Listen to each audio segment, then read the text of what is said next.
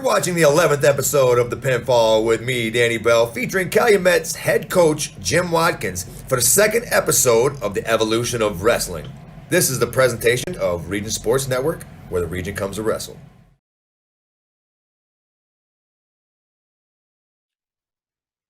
The following list is the thing I think I enjoyed most putting together. This following exhaustive list contains the greatest team achievements, the outstanding coaches, and the highest placing wrestlers of every Calumet region team that I did not already elaborate on in my narrative. These are the best non-state champion teams, coaches, and wrestlers. Here goes. Andrean, 1967, they were second in a sectional, fourth in the regional, sixth at state. Coaches, Ray Lincolnhall, Marty Hutzel, and Ralph Ayatrola. And their top placing wrestler, Robert Ayatrola, finished third in 76. The Boone Grove Wolves, in 2000, they finished third at the Crown Point sectional. In 03, they finished fourth. Ed Ivanyo, a Crown Point grad himself, was the pioneer coach. Dave Hinkle was a coach there. And their outstanding wrestler, Patrick Rigdon, placed fifth in the state in 04. Calumet won 24 conference titles, 24 sectionals, 11 regionals, a semi-state, finished third in 83 and second in 84. And as much as I hate to talk about myself, Jim Wadkins, 16 conference titles, 9 sectionals, 5 regionals, 464 wins. Ken Stegall coached the team to the state runner-up trophy in 1984, and he placed third in the state in 1967. He's one of our 3 third placers, along with Pete Marinkovic in 1983 and Jeff Asbill Jeff Asbill in 2002. Those 3 men finished third. Chesterton won 1 conference, 19 sectionals, 6 regionals, 4 semi-states.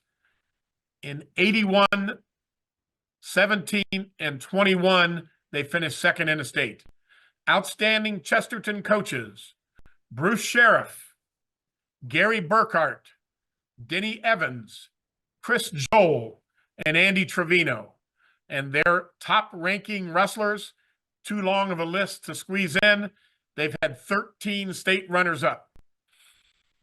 Crown Point finished second in the state in 2012 and third in 24. Carl Carnahan, Bob Reese, Bud Ballou, and they've had 16 state runners-up. Dyer Central, they won the Calumet Conference in 1961 under Coach Les Milby. And in 1953, Tom Hippensteel was their lone state qualifier. East Chicago Central, 10 sectionals, 3 regionals, a semi-state, 6th in the state in 93, 4th in the state in 94. Coaches, Joe Flores, Scott Hinkle, Billy Kelly. Outstanding wrestlers, Tim and Robert Maldonado, finished second in the state in 99 and 2000, respectively. East Chicago Roosevelt, 3 sectionals, a regional, 5th in the state 3 times, 4th in the state 2 times, 3rd in the state 5 times. Outstanding coach, Kermit French, 37 state runners-up. East Chicago, Washington, 11 sectionals, they've had 3 fifth placers. Hold on, Coach. Did you say 37 second place? Yeah. East Chicago Roosevelt had 37 state runners-up. Now, you got to understand, in the early year, and I'm not dismissing this, in the early years between the 20s and the 50s, there were only about 15, 20 schools in the state that wrestled up until about 1950. Okay. I mean, it was an open meet. We didn't start sectional. I don't think sectional started until 50, if I'm not mistaken. And that's not to take anything away from East Chicago. They were outstanding teams. They were coached very well. The Northern Indiana Conference was Tech, Hammond Tech, the East Chicago schools, Mishawaka, South Bend Central, some of those guys. East Chicago, Washington won 11 sectionals. They had 3 fifth placers, 2 fourth placers, 4 third placers, and 2 state runners up. Wait, check that. I got to get this straight. I'm messing this up. East Chicago, Washington won 11 sectionals. They placed 5th in the state 3 times, 4th in the state 2 times, 3rd in the state 4 times, and 2nd in the state twice. And their outstanding coaches were Herman Dickes and Cliff Freiberger. They had 28 state runners-up in their history. Gary Edison, 4 sectionals, 2 regionals. 4th in the state in 65 and 3rd in the state in 66, coached by Marv Siren and Bruce Sheriff. Their outstanding wrestlers, Blas Munoz and Mike Ramos, finished 3rd in the state in 1965 and 1966. Gary Emerson placed 4th in the state in 1922. In 1965, they finished 2nd in the sectional, 3rd in the regional, and 9th in the state. Their coaches, Harry Solborski and Wayne Wachowski, and they had 4 state runners-up. Gary Frabel placed 4th in the state in 1922. They were coached by their football coach, Johnny Kyle, and their lone place winner finished 2nd in the state in 1922, named David Levy. Gary Horace Mann, in 1968, they finished 7th in the state. In 1969, they won the sectional, finished 2nd in the regional, and 5th in the state. They were coached by Doug Ottman and Dan Kachaturov. And their outstanding wrestler finished 3rd in the state in 1969, Bob Renslow. Gary Lou Wallace won a sectional in 1968, coached by George Reikovich and Dave Templin, one of their football coaches. Their highest place winner in 1977, Dwayne Uritis, finished 3rd. Gary Roosevelt won 5 sectionals. They were coached by John Campbell, James Holliday, and Jordan Smith. And their outstanding individual, Cleveland Robinson, was a state runner-up in 1962. Gary Tolliston, in 1963, won a sectional. Their coaches, Shipley Farrow and Maurice Hunt. Richard Grayson and Leroy Kirk both finished 4th in the state in 1969. Gary Westside, 1978 and 1979 sectional champions, coached by Castle White and Gene Johnson. Their highest place winner finished 4th in 1969, Baldemar Munoz. Gary Wirt, 1964, they placed 3rd in the state. 1966, they won a sectional championship. Marv Siren, Don Rogers, Ed Buckley, and Steve Colin were their outstanding coaches. Steve Pearson and Rob Johansson were state runners-up in 64 and 76. I'm not sure if Rob is Zach's dad or his uncle, but I know they're related somehow. He is. Griffith won 6 sectionals, 3 regionals, a semi-state. In 2003, they finished 2nd in the state. Outstanding coaches, Scott Hendren, Travis Walls, Chris Soika. Their outstanding place winners, David Martin III, Steve Siokas, and Cole Cervantes, finished 4th in the state. Hammond High, 15 sectionals, a regional. They finished 10th in the state, 9th 3 times, 8th, 6th 2 times, 4th and 2nd. Outstanding coaches, Carl Deek, Bill Markovich, Adam Johnston. They finished with 14 state runners-up. We're winding down, guys. Well, not really, but Hammond Bishop Knoll has won 7 sectionals, 2 regionals. Outstanding coaches, George Wilson, Bob Sivelich, Dave Maldonado, Their outstanding place winner, a runner-up in 2002, Daniel Bedoy. Hammond Central has finished third in their section in 2022, finished third in the sectional, 8th in the regional. Their only coach has been Kevin Pursley. Their outstanding individuals, Dimitri Dean, Victor Rodriguez, and Anthony Hinton, have all been semi-state quarterfinalists. Hammond Clark, 5 sectionals, have placed 10th, 8th twice, 7th, 6th twice, 4th, 3rd, and 2nd. Outstanding coaches, Ray Williams, Tom Cameron, Wayne Wesley, 9 state runners-up. Hammond Gavitt won 5 sectionals, finished 9th twice and 5th. Outstanding coaches, George Smith, Rich J., Bill Melby, Chris Soika. Their highest place winner in 1969 with a 4th place finish was Jerry Cameron, Tom's younger brother, longtime coach at Lowell. Hammond Morton, 8 sectionals, a regional. In 1975, they finished 2nd in the state.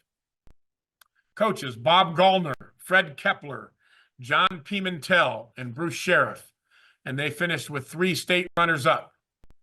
Hammond Tech, 5 sectionals, 2 regionals. They placed 10th, 8th 3 times, 5th.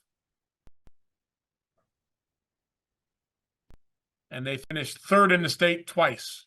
Outstanding coaches, Paul Homan, Charles Prague, and Chuck Emlin, and they've had 9 state runners-up. Hanover Central, one conference title.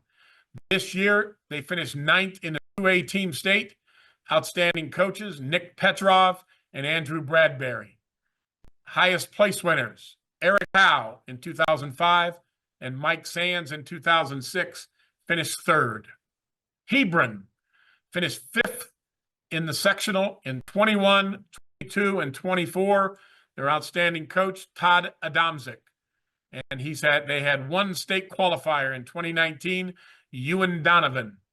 Highland, 13 sectionals, 2 regionals. Finished 8th in the state twice, 7th and 6th.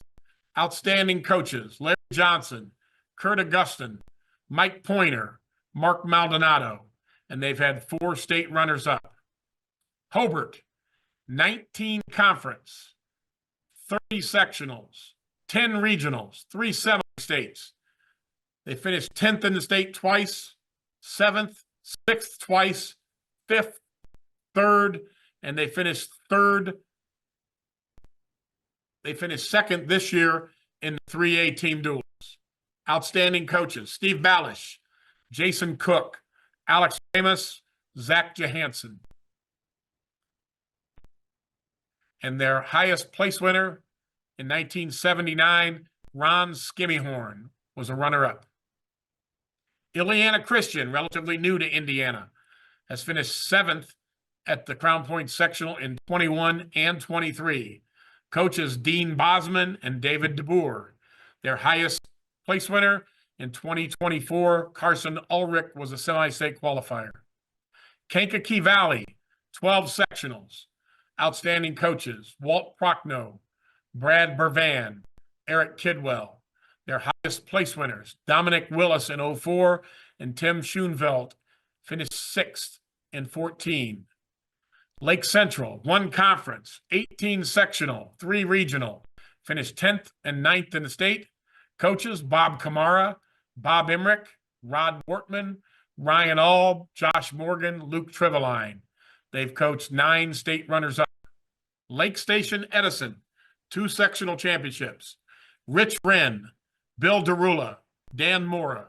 Highest place winners, finished 3rd in 90 and 95, Stacy Sullivan and Dan Chavez.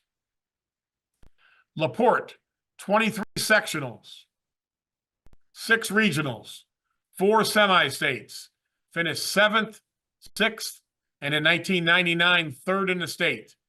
Outstanding coaches, S.H. Leitzman, Bob Hoke, Chuck Ford, Terry Miller, and Louis Kuzdas. And they've had 4 state runners-up. Lowell, 3 conference, 8 sectional, semi-state, and in state they have finished 10th, 9th, 7th twice, 5th, and in 1928 they were 4th. Coaches: M.S. Gardner, John Todd, Jim Hurst, Jerry Cameron, Mark Line, Bobby Howard, Joe Stanley, Kevin English, and they have coached 7 state runners-up. Maryville, 8 conference, 33, 8 conference, 33 sectionals, 17 regionals, 7 semi-states. They finished 9th, 8th twice, 7th 3 times, 6th, 5th 3 times, 4th twice, and in 08 they were 3rd. Outstanding coaches: James Kaiser, Tom Cameron, Chris Joel, Mark Rosenbaum, Randy Qualitza, and David Maldonado. And the Pirates have coached 15 state runners-up. Michigan City, they finished 5th in the state in 27 and 4th in the state in 31. Outstanding coaches: Andy Gill, Ray Holm, Brian Anderson, who left and went to Wabash College for about 20 years and had an outstanding run at Wabash. Brian Swallow, Chuck Wallace, 4 state runners-up. Michigan City Elston, 1978, they won a sectional championship. Outstanding coaches: D. Davis, D. Jones, Max Glenn, and Joe Martirano. Outstanding individuals: Ernie Dingler and Steve Murgita both finished 3rd in the state in 1970 and 71. Michigan City Rogers finished 10th in the state in 81, 8th in 79. Outstanding coaches: Bill Karpinski, Tom Tennyson, Marty Quinn, Don Drake, and Lynn Steinheiser. Outstanding individuals: Joe Lilovich and Scott Bailey finished 2nd in the state in 83 and 89. Munster, 11 sectionals, 3 regionals, 10th in the state in 79. Outstanding coaches: John Todd, Al Bochnowski, Leroy Marsh, Dennis Haas, Bob Melby, Chuck Emlin, Jim Coleus, Dan Gilardin, and Zach Slosser. And they've coached 5 runners-up. New Prairie, 3 sectionals, 7-time team state qualifiers. In 14 and 24, they finished 3rd. Don Kane, Bill Spire, Frank Hobart, Wes Hobart, and Bobby Whitenack. And their highest place winner as a runner-up in 2007 was Philip, I'm going to mess this name up, Udhuis, Oudhuis. Philip, I apologize. I did not check that pronunciation. Philip Udhuis, that's what I'm going with. North Newton, 3 sectional championships. Keith Morin, Dave Gregory, Philip Wagner, Bruce Cunningham, and Rick Barron. They've had 6 state qualifiers in their school's history. Portage, 19 conference, 36 sectional, 19 regional, 12 semi-states. State, they've been 8th twice, 7th twice, 5th 3 times, 4th twice, 3rd 5 times, and in 98 and 01, they were 2nd in the state. Outstanding coaches: Bruce Sheriff, Larry Tharp, Ed Pendosky, Pat Wilkins, Leroy Vega, Andrew Bradbury, Louis Acuna. 15 state runners-up in the Portage program. Rensselaer, 15 sectionals, 2 regionals, a 1A team state where they finished 3rd this year. Outstanding coaches: Joe Bervan, Chris Meeks, Brad Bervan, and Hunter Hickman. Their highest place winner in school history is 5th in 2006 by Ryan Kaufman. River Forest, your alma mater, 6-time conference champions. I don't know if they ever won a Northwest Hoosier Conference title or not, but they did not. But they've won 6th in the Greater South Shore. Brian Wesley, Mark Hidalgo, who's won 5 of those GSSC titles himself. Their highest place winner in 2022 was Jeffrey Bailey, who placed 5th. South Newton, they've struggled, could not find a team achievement. Bob Hayes, outstanding coach, and they've had 2 state qualifiers in Ryan Bell in 2010 and Damari Embry in 2016. Valparaiso, 1-time DAC champs, 7-time sectional. They finished 10th in state and in 64 they finished 7th. Outstanding coaches: Paul Miller, John Cook, Todd Evans, Mark Line, Jake Plesac, Jason Cook. 8 times they've had state runners-up in the state championship. Wheeler, outstanding team title. I think they finished second or third in the conference a few years ago. Outstanding coaches: Robin Haddocks, Jose Diaz, Jason Cook. Their highest state place winner in 2020 with a 3rd place finish, Giovanni Diaz. And last but not least, the Whiting Oilers. They were 7-time sectional runners-up at the East Chicago Washington sectional. Outstanding coaches: Bill Reby and Rob Scooter Sagutovic. They had 1 state qualifier in school history. In 1981, Wayne Blake qualified for state. He actually went down and went 2-2 at the state meet, but 2-2 didn't get him on the podium. He lost in a Russellback round that would have got him into the 3rd place match. This list has been my feeble attempt to include all of the Calumet region programs in this talk. It was not intended to be a comprehensive list of everyone's favorites. Any mistakes or omissions are the complete fault of my own. They are a result of me biting off more than I could chew. Outstanding IHSAA officials with ties to the Calumet region who have worked the state finals. Many others have worked on middle school, high school, club, local, regional levels, but space limits me to listing these select few. Jim Troyer worked the state finals 30 times. And I think Jim was waiting for this year. He always cracked the joke. Jim was missing a finger. And I am certain that Jim loved doing that this year when he refereed, because he didn't have to hold the finger down for a takedown. Charles Chuck Barnett has done 26 state finals. Jeff, the General Colburn, has done 19. Jim Hoover, 19.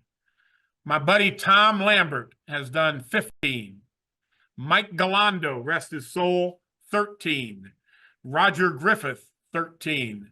Andy Myhall, 13. Ray Pettit, 13. Tom Condon, 11. George Maladette, 10. Marty Schlosser, 10. Chris Conlisk, 9. Mike the Beef Faulkner, 9. Troy Hahn, 9. Those 2 men I just mentioned, Mike Faulkner and Troy Hahn, we joke with them. They hit the mat so hard when they call a pin. We always joked with those guys that they knocked the dust loose on the rafters in most of the gyms they were in. You did not miss when they called a fall. Mark Hollingsworth, 9. Mark Miller, 9. Scott Wallace, 9. Henry Wilk, 9. Joe Martirano, 8. Joe Martirano is a referee, a football coach, a wrestling coach, but he used to tell the best story in the back room about when he wrestled a bear at a county fair one time. I can't tell it here. I can't even begin to get close to the hilarity of that story. But if you ever talk to any of these officials that knew Joe, ask him about the bear story. All right. Larry McMillan, 8. J.D. Minch, 8. Dean Sangalis, 8. Ken Gradeless, 6. Tom Ladow, 6. Barry Woodward, 6. Scott Billings, 5. Bob Foster, 5. Robert Bob Jones, 5. George Bolin, 4. Mark Quinlan, 4. Chuck Streetman, 4. Todd Evans, 3. Tom Ling, 3. Chris Trikoff, 3. Paul Vitorisi, 3. Tom Cooper, 2. Jim Kaminkowitz, 2. Pablo Maldonado, 2. Doug Ottman, 2. Warren Outlaw, 2. Jim Plummer, 2. John Todd, 2. Craig Boltemeyer, 1. Mike Gursky, 1. Dan McCartney, 1. Mike McNarney, 1. Rod Morgan, 1. Mike Rowe, 1. Joe Roman, 1. Fred Sanchez was my workout partner in high school, was our dean of students here for 20 years of my career, 25 years. He has done one state final. And Scott Vlink, 1. One of the first things I did after I began my coaching career was to study the rules of wrestling and take the test to become a licensed IHSAA official. I learned so many things about the sport that I thought I already knew, and it made me a much better coach. It changed my attitude and the approach that I took toward officials to this very day. It was one of the best things I ever did to improve my effectiveness as a coach. One of the finest compliments I was ever paid as a coach was by Tom Lambert, the gentleman I mentioned who did 15 state finals. He came up to me one time. There was a break in the action in a match. We had blood time or something. And he came over to me and he said, "Jim, I love refereeing your matches because when there's a break in the action, instead of coaching me, you're coaching your kid." And I've never received a higher compliment. I've always respected Tom. Tom was just a class act on the mat, worked hard. One of my favorite all-time officials. Women's wrestling is here to stay. In fact, it has probably done more to save men's collegiate wrestling than the National Wrestling Coaches Association has. The young ladies are in a position to make a profound impact on the sport, not only as competitors, but as coaches and officials too. With the growth of women's wrestling, the need for both of these roles is at an all-time high. We need women's coaches and officials to meet this demand. If you're interested in officiating, there are scholarships available from the IHSAA and the several officials associations around the state. Not just women, we need men too. Contact Chuck Barnett. Look him up online for more details if you're interested. Give back to the sport. Get your officials license. Let schools and coaches know and help grow our sport. The average age of our top-level officials is ever increasing. We need for high school and collegiate wrestlers, men and women, to take the test and become licensed officials. The future of our sport depends upon it. In maybe the longest conclusion and dedication in history, I am on my wind-up down, and I have a page left. Oh my goodness. I bet you are happy right now. I bet you. Yes, I am, but the most important thing I have to say is coming up. All right. The world of wrestling is not just about the outcomes, like wins, losses, and championships. There's an incredible amount of respect amongst coaches, officials, and wrestlers about the deeper values of our sport. Wrestling is an extremely powerful tool for personal growth, teaching us all that our worth goes far beyond anything that we've accomplished on the mat. To quote wrestling icon Dan Gable, "Once you've wrestled, everything else in life is easy. More enduringly than any other sport, wrestling teaches self-control and pride. Some have wrestled without great skill. None have wrestled without pride." From the many stories, stats, characters, and legends throughout the history of our great sport, I would like to dedicate this labor of love to all of the coaches, wrestlers, officials, timers, scorers, table help, all the way down to the kid who threw out the towel or whacked the referee in the back with a rolled up towel to halt the action at a period's end. Finally, to the media folks who covered our programs, Indiana Matt, the Post-Tribune, Region Sports Network that's covering this, The Times, WJOB, WYIN, Channel 56, John Burbridge, Alex Burr, Joe Caprino, Rick Chitwood, Jim Dietelo, Mike Farkas, David Funk, Bill Green, Al Hamnick, Jim Hunsley, Roman Madrowski, John Mutka, Mike Nieto, Kevin O'Keefe, John O'Malley, Grace O'Pinker, Mike Ozapoff, Jim Peters, Mike Reiser, one of my own, Brian Waddle, Tommy Williams, who we just lost recently, just to name a few. My apologies for anyone I forgot or overlooked. You've made the experience better for all of us. If the state champions and title-winning coaches were the only ones who ever benefited from wrestling, then a lot of tireless effort has been spent for naught. I dedicate all of the effort that went into producing this history to all the coaches, wrestlers, and officials who never got to experience the highest heights of our sport. To all the coaches who struggled to fill their lineups and washed the uniforms and towels, set up, swept, mopped, broke down the match, drove the team bus, all on shoestring budgets, who never got to hoist a championship trophy or banner, nor walk in the parade of champions at state, nor sit in a corner chair under the lights at Southport, MSA, or the Fieldhouse. To all the wrestlers who never got to be their team's go-to guy, whose job it was to keep dual meets close by avoiding a pin, a tech fall, or a major decision and giving up bonus points, or whose job it was to score much-needed team points on the consolation mats, in their role as tweeners to go after the next best thing for their team after suffering a devastating, dream-crushing setback. To all the officials who barely broke even from their financial investment for shoes, striped shirts, and whistles, to do an often thankless job in front of coaches and crowds that frequently noticed only their shortcomings and mistakes, but rarely praised them for the many outstanding calls made on their behalf.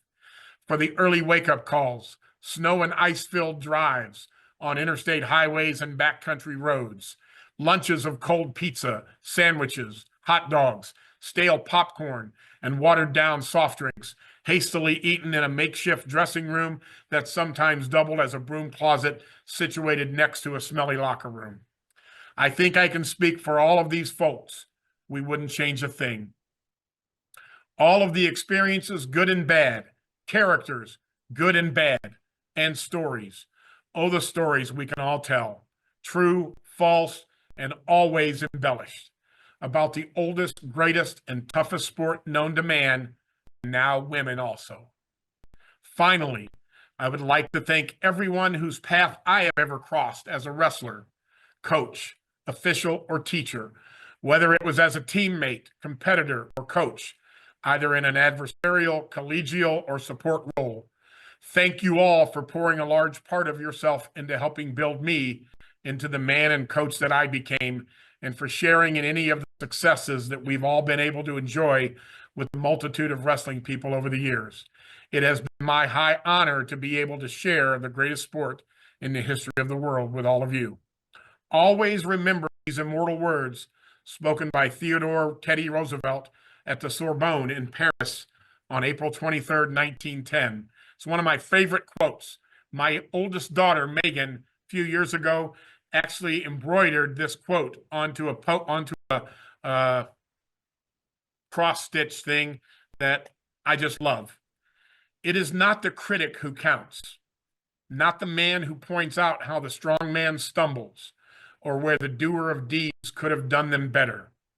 The credit belongs to the man who is actually in the arena, whose face is marred by dust and sweat and blood, who strives valiantly, who errs, who comes short again and again, because there is no effort without error and shortcoming, but who does actually strive to do the deeds, who knows great enthusiasms, the great devotions, who spends himself in a worthy cause, who at the best knows in the end the triumph of high achievement, and who at the worst, if he fails, at least fails while daring greatly, so that his place shall never be with those cold and timid souls who neither know victory nor defeat.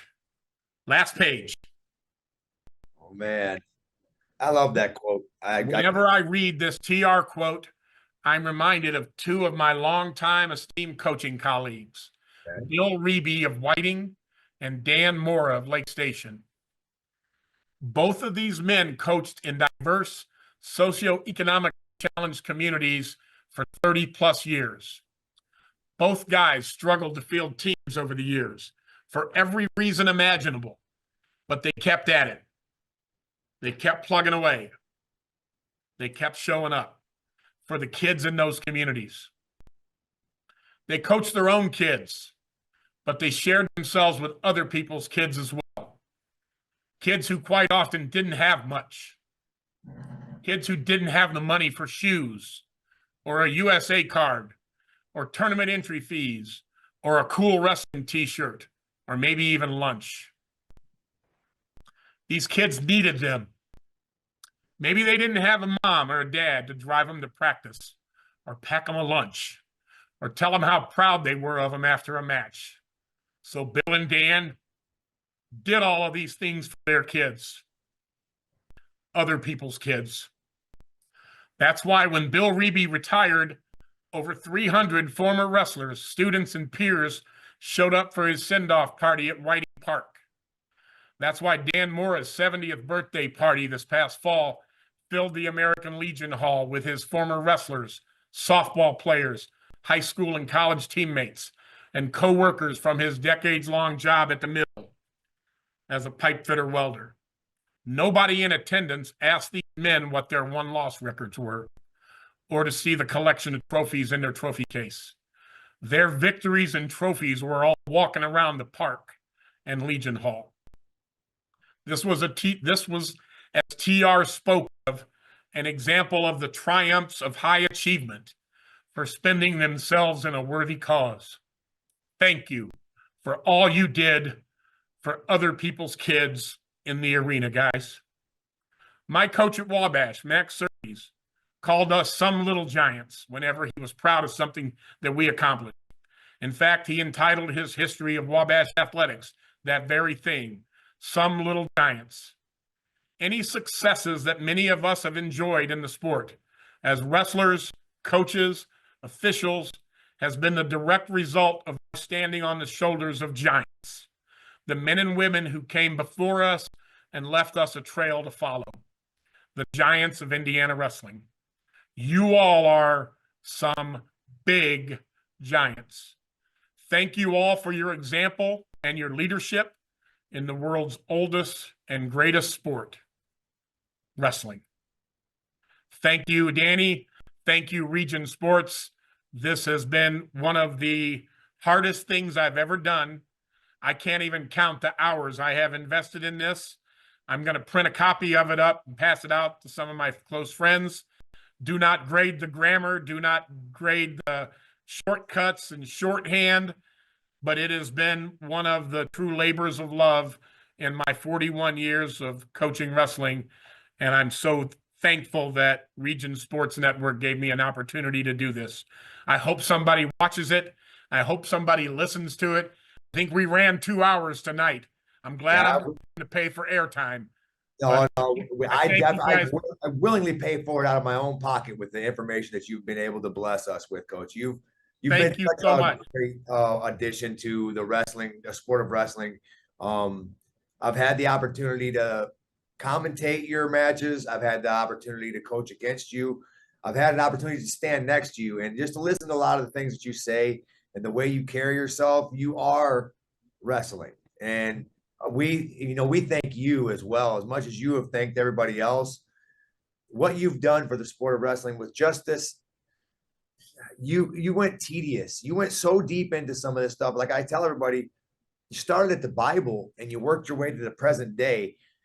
That's not easy, especially being a teacher and a coach and a family man. You have a lot of things that you have to do, but this that you have put together it's going to bless a lot of people for the next 5 decades. I hope people enjoy it. You complimented me on my team this year, and you obviously have not seen us wrestle very much. This has been maybe the most challenging season I've ever had as a coach. We lost several kids to attrition, kids that didn't come out. We thought were going to come out, kids that came out and quit, kids that have been struggling with weight, a couple of injuries, kids that have dealt with concussion protocols, kids with skin issues. Everything that can go wrong in a season has fallen this. It's just been a very difficult season to coach. I've been very fortunate since Andy Trevino took the head coaching job at Chesterton. I was tickled to death. I wrote his letter of recommendation for a young man who I coached and Andy coached, Lamberto Garcia. We call him Berto. He's a young man about 29, 30 years old. He's been our go-to guy. He's been our technician.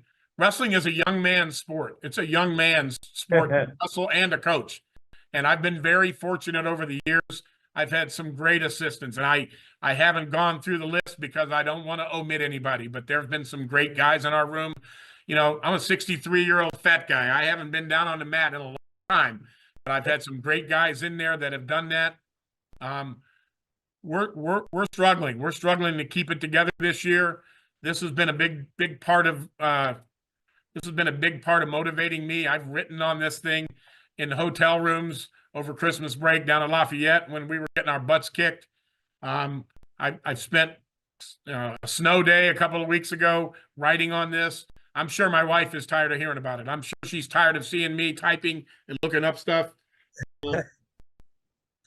Like I said, it's been a blast. I hope some people listen to it. I hope your coach's name was in there.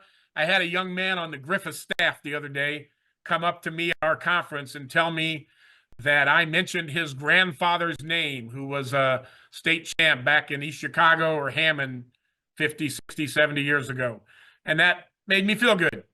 Well, it made me feel good too, because I've been hearing, I don't know, Coach, I'm telling you, dozens of people have come up to me and have said such great things about all the information that you brought in just the first episode. And now with the second episode, a lot of these guys are going to hear their names. Well, I'm hoping some old timers get to hear this. I'm hoping Al Smith and Tom Lambert and Henry Wilk and some of these guys around the state. I hope some of the guys down south. This thing is accessible on Facebook, correct? Yes, Facebook, YouTube, Region Sports Network, regionsports.com. We'll make sure, and if anybody else would like to place it on theirs, we'd be more than happy to give it to you. I have purposely not publicized it. I think I posted a link on Indiana Matt after the first session. I didn't want to preempt myself. I didn't want to give anybody a heads up. I hope people enjoy it. I hope some people enjoy these pictures. I hope you can blow it up. I hope on a big screen it's a little clearer than it is on my little screen. But like I said, I thoroughly enjoyed it. Now I got to drive home and get up and come back to work tomorrow.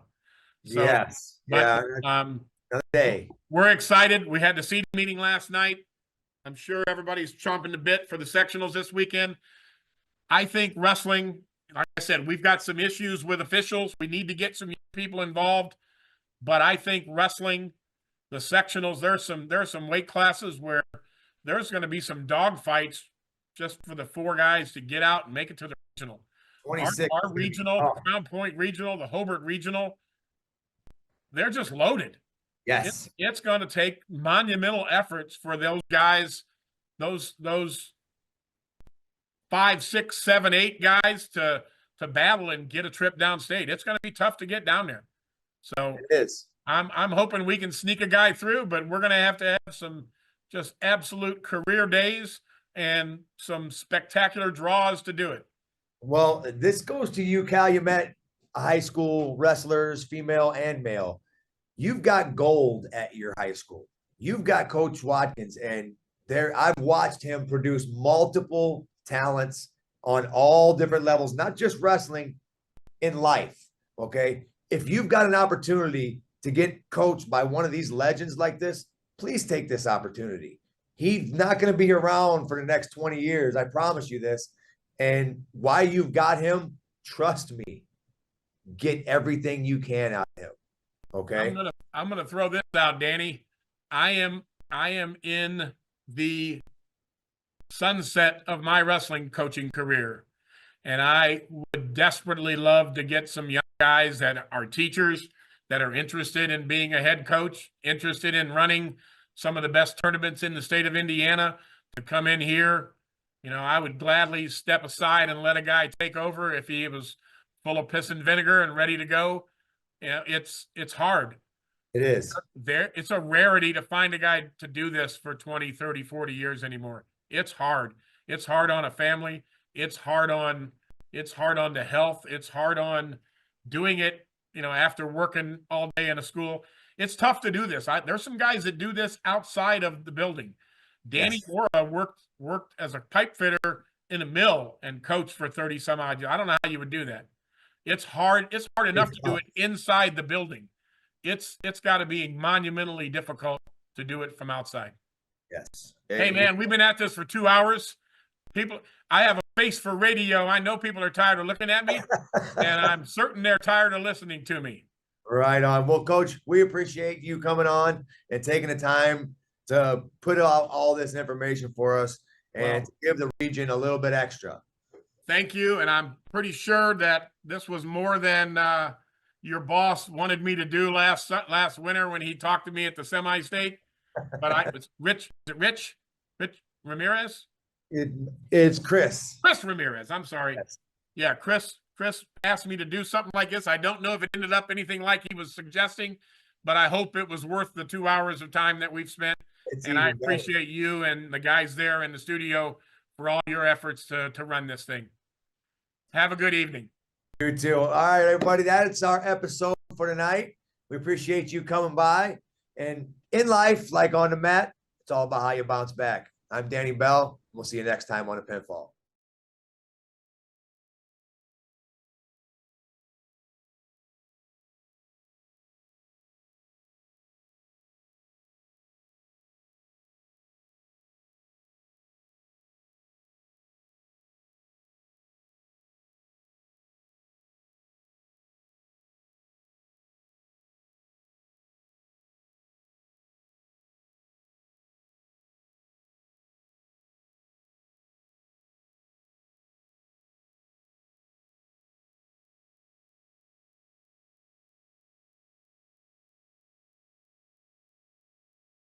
When life keeps you busy and you can't get to the store, shop online with Strack & Van Til To Go. Our to-go service is easy to use. Register using your rewards account information, fill your virtual cart, and choose delivery or pickup. Once your order is in, our own Strack & Van Til team preps your order with care. With our to-go service, you can earn reward points and save time and money with our online coupons and weekly ad prices. Life made simple, shopping made easy. For more information or to sign up, visit shop.strackandvantil.com. Hi, I'm Crowd Company's Lantern Man. For years, I've helped your family and friends save on their car insurance. And now I've returned to rescue you from high prices. Whether you have a perfect driving record or a not-so-perfect record. Follow me to the Crowd Agency for immediate and affordable coverage. I'm your insurance superhero. Crowd Company's insurance professionals. Highland, Merrillville, and Michigan City. Due after high school? Consider a career with Boilermakers Local 374. As a Boilermaker apprentice, you'll earn while you learn. We offer excellent wages and benefits, and as part of our no-cost hands-on apprenticeship program, you'll learn from the best in state-of-the-art training centers and on the job. Become a union Boilermaker and get on your way to a great career. Find out more, visit www.local374.org or call 219-845-1000. With electrical services from Economy Electric Heating and Cooling, you can radiate the perfect amount of light and energy into your home. From rewiring and code upgrades to ceiling fans, lighting, security, and more, Economy Electric Heating and Cooling's trained electricians will make sure you can enjoy your home on full power all the time. For a free estimate on electrical work, call Economy Electric Heating and Cooling at 219-923-4441, and you can visit them on the web at 4ajobdoneright.com. That's the number 4ajobdoneright.com. First home, dream home, forever home. Tech Credit Union has the right home loan for you. Their loan officers can help you purchase a home, refinance your current mortgage, or unlock your home's equity to get cash out for any purpose. Let Tech Credit Union show you why they are the better option for a home loan. Learn more at www.techcu.org or call 800-276-8324. Tech Credit Union is an equal housing lender and federally insured by the NCUA. Earn while you learn from the best hands in the business. The Bricklayers Allied Craftworkers for Indiana, Kentucky Apprenticeship. That's right, this is a paid apprenticeship. I'm getting an education while learning a trade and getting paid for it. The thing that surprised me the most about this apprenticeship program is the respect I've received after the proper time and training. Classes start soon, so apply now. There are training centers throughout Indiana and Kentucky. We are the Bricklayers and Allied Craftworkers for Indiana, Kentucky Apprenticeship. The best hands in the business. Four Seasons Mechanical proudly serves Northwest Indiana, providing quality, reasonably priced, reliable service. With a quality and comfort guarantee, the professionals at Four Seasons Mechanical offer a wide range of services in heating, ventilation, and air conditioning. Whether it's residential or commercial, Four Seasons Mechanical is there 24/7. To find out more, the website is fourseasonsmechanical.com or give them a call at 219-756-7020. Four Seasons Mechanical, your indoor air quality specialists.